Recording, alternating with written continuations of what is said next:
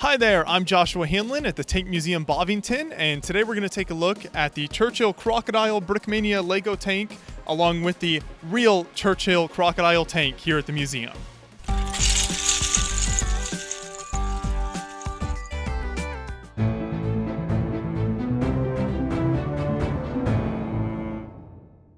Here we have our museum tank expert David and the Brickmania model designer Cody. And so Cody, will have you start off by talking about the different design elements of the kit here and how you translated this model into the Lego kit. Sure.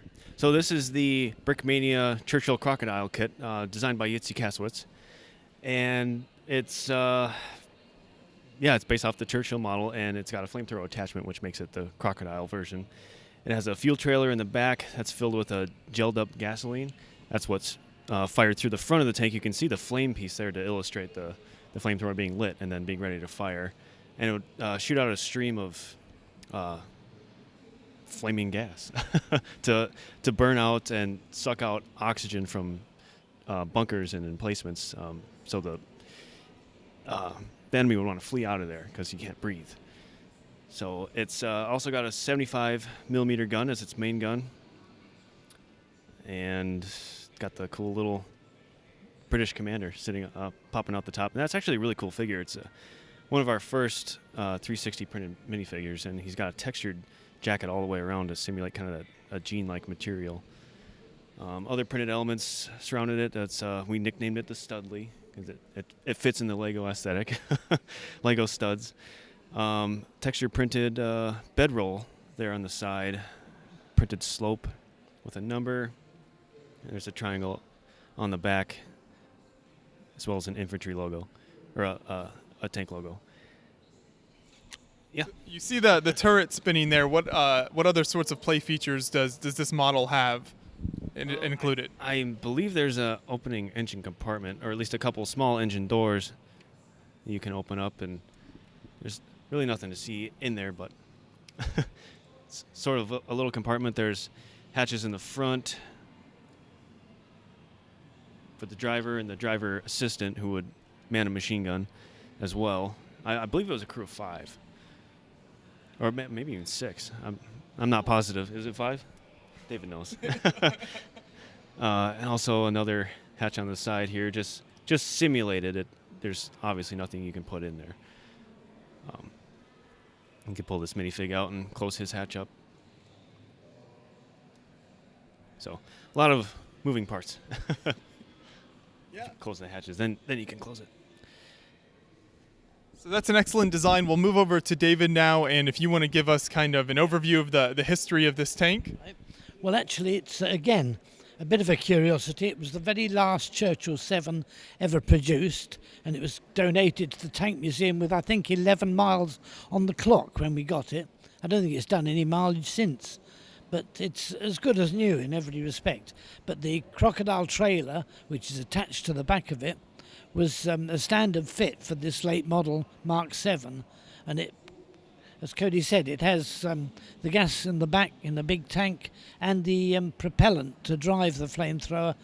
It's like sort of gas stuff that propels the flame out the front here. This is the flame projector, and it's the same flame projector as you'd find on the Wasp carrier. And flames for about 100 yards up the front of the from the front of the tank.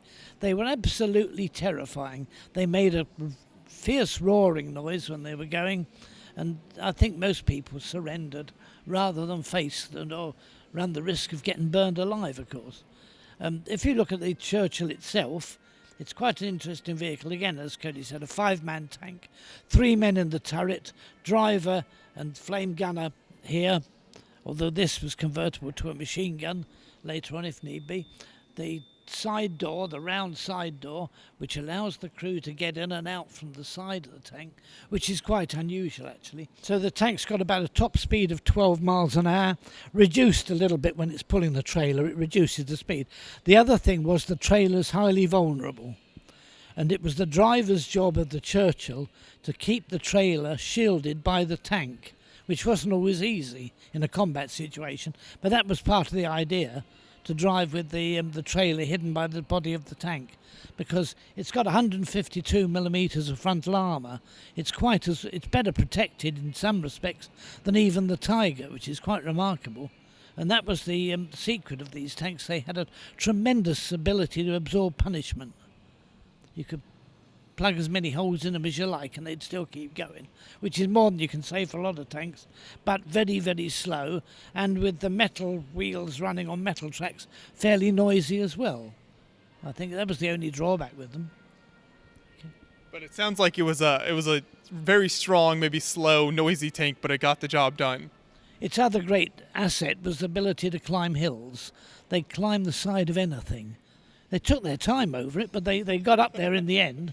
And they frightened the life out of the Germans, always turning up in places where you just didn't expect tanks to get.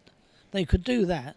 But it was certainly a good tank in its day. It kept on. This type was used during the Korean War as well. Not so much as a flamethrower, as a gun tank. But it still shows that they lasted, which is quite remarkable for a tank that was built first in 1940 anyway.